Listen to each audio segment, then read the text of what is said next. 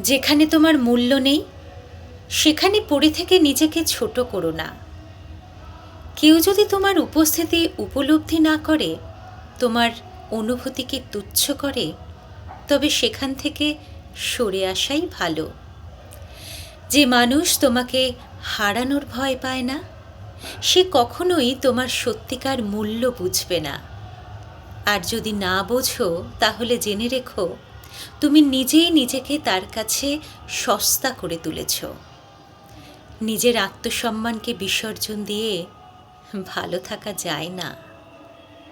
যেখানে অপমান, অবহেলা, সেখানে থেকে লাভ কি?